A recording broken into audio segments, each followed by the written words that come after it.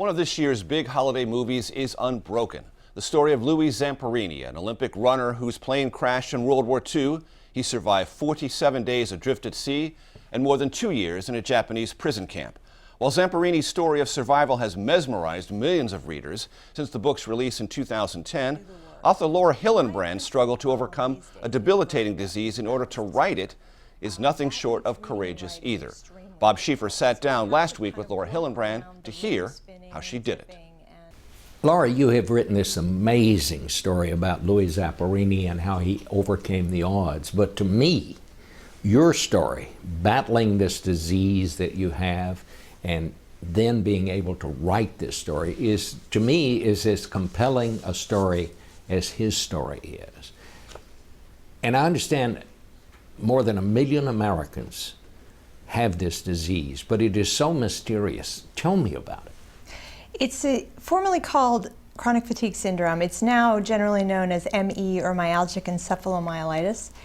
It is a disease that causes, above everything else, profound exhaustion. Exhaustion in the lines of you can end up completely bedridden for a year. You can have trouble speaking, you're so tired. It also causes a lot of other symptoms, problems with your balance, sensitivity to light, night sweats, chills, swollen lymph nodes, fevers, all sorts of things. So it's really a devastating disease. But it has caused you to have to work in a very different way. Yeah. Tell me a little about that. Well, in the years in which I've been exhausted, it's been something where I've had to drag myself to my computer or to my telephone to do interviews, and it just takes a great deal out of me to do the work. My principal problem these days is vertigo. It's a balance disorder. That makes reading and writing extremely difficult. So I have to kind of work around the room spinning and tipping, and I have to work in small increments of time because I will get more and more dizzy as I work. It's very difficult to work with this, but I've found ways around it. But you almost never leave the house. I leave it much more now than I used to. While I was working on the book, I was a lot sicker than I am now, and there was actually a span of time of 2 years while I was working on the book when I was unable to leave the house a single time because I simply wasn't strong enough to walk to the car to get out of the house. So I was in it, but I did keep working. I worked every day, one way or another, to get it done. Well, what I find so interesting about this and the way your work habits had to change because of this disease, I love the way you found the story and first came to know about Louie Zamperini. How did that happen? I was working on my first book, which was on the racehorse Seabiscuit. I like to buy full newspapers from the era that I'm working on and read them all the way through rather than just read the article on the subject, because I want to immerse myself in the history and the time and get the context. And I was looking at an article on Seabiscuit in I believe it was a 1938 newspaper. Directly on the other side of the page was an article on this teenage running phenomenon named Louie Zamperini. And I read that and I was really fascinated by him, and I wrote his name down. And later on, while I was working on the book, I found out his war story, which hadn't happened yet when the article had been written. And then I was really fascinated, and I said, I gotta look this guy up when I'm done. And when I was finished with the book, I wrote him a letter, he wrote me back, we had a phone call, he told me his whole story, and when I hung up, I thought, I have to write this book. You know, I think it also underlines the great thing about newspapers. You know, if you're looking for something online, you go directly to that until you find it.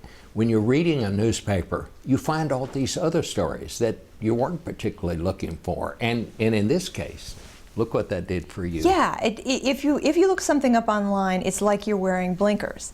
If you look it up in an old newspaper, you have peripheral vision, and all of a sudden you're seeing things that you wouldn't have come across. I love to look at the house ads and the advertisements for hats on Fifth Avenue and things like that, and you start to really learn the time, and you can stumble on a book subject in my case. So in this case, how did you go about doing this? I mean, you can't go interview people. You never met Louie until after the book was finished. Yeah, I made lots and lots and lots of phone calls and did a whole lot of interviews on the telephone, all my interviews with Louie, and there were many, many of them, probably hundreds of hours, were all on the phone. And it actually, in a way, it was an advantage because I wasn't looking at a 90-year-old man telling me the story about the 18-year-old runner. I was looking at the 18-year-old runner in my imagination. Whatever he was telling me about, I was able to really put myself there in my imagination because he wasn't sitting right in front of me. And I think it enabled me to visualize the story better and to ask better questions, because when I really felt like I was on the journey with him, I could think about the details that he'd be experiencing and I could ask him about them. And I don't know that I would have done that if we'd been sitting in the same room. How did he react to all this?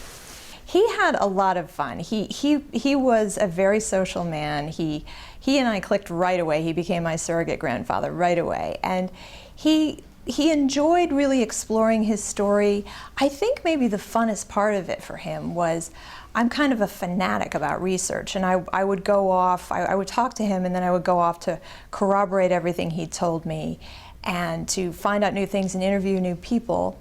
And I'd find out things about his story that he didn't know. And this was really thrilling for him because it was many decades earlier, and these things would fascinate him or stun him. And one of the things that he enjoyed the most is when he was out on the raft, he went through this terrible storm the night before he was captured by the Japanese. And he didn't know what kind of storm it was. It was just a bad storm to him. I went through all of these old newspapers trying to find evidence of this storm because I wanted to corroborate every fact that he gave me. And there weren't weather records the way they are today. But I found in a newspaper mention of a huge typhoon that had hit the coast of China. I called a couple of weather experts who talked to me about the paths of typhoons in that part of the world, and by the date it hit China, it would have meant that it was right over the place Louie was that night before he was captured. So I was able to call him up and say, you know what, you went through a huge typhoon. That wasn't just a thunderstorm you were in, and that thrilled him. Laura, do you think you could have written this book had you not gone through your own challenges? I could have written this book, but I think it was actually the better for my having gone through what I'd gone through. I have been in very, very dark places in my life, largely because of this disease. And it has given me an understanding of suffering that I think you can only get firsthand. And Louie and I talked about what I had been through. He read an article that I wrote for the New Yorker about what I had gone through. And he understood that I knew what he was talking about. When he was talking about really suffering, I knew something about what that felt like. And I think it enabled him to open up. I think your style of writing, which I very much admire, is that you don't let the, quote, writing stand in the way of telling the story. I think it's important for the writer to get out of the way of the story, that you are trying to communicate the story. You are not trying to show yourself off. And if you have really succeeded, you're invisible to your reader. They're just seeing the story in front of them. It's clarity that matters. And when I'm working, I like to read my sentences aloud to myself to see if the rhythm is right, if I'm conveying the story well. That, I think, is the truest test of the language. Tell me about Louie when you finally met him. What was that like, and where was that? In 2011, after I had put the book out, he came to the East Coast and he came to see me finally, and we had never met in all those years.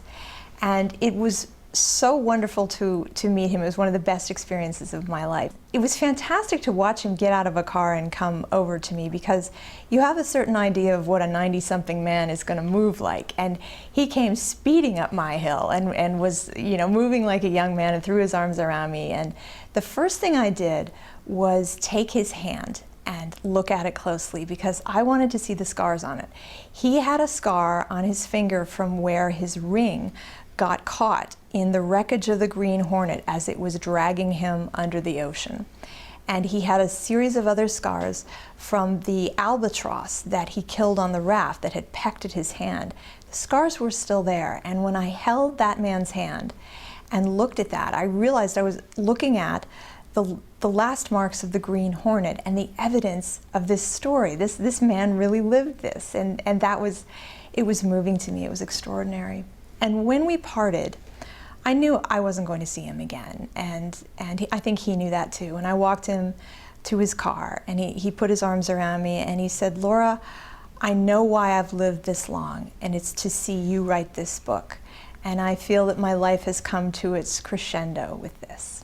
And I was fighting back tears as I said goodbye, and I walked back to my front porch and cried for a while. Have you seen the movie yet? Yes, I have. And what do you think? You know, I'm really happy with it. I think Jack O'Connell, who plays Louie, does an extraordinary job of capturing Louie. I felt like this was really Louie on the screen. It was him in all of his soulfulness and all of his defiance. O'Connell is electrifying. He has this alacrity to him that is exactly what Louie was, and that pleased me so much. And I thought Angelina did a magical job in conveying this story on the screen.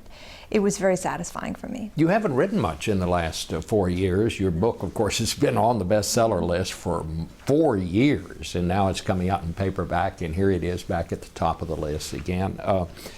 Do you have another project in mind? I do, and it's actually another story that I found in a newspaper while working on Louie's story. It was something I stumbled across just by accident. I'm not telling people what it is, but it is another story. It's from early in the 20th century, and it was at the time the biggest story in the world, but it is completely forgotten today. I'd never heard of it, and it's fantastic. Well, I hope you have a very happy holiday. Thank you. Congratulations. Thank you so again. much.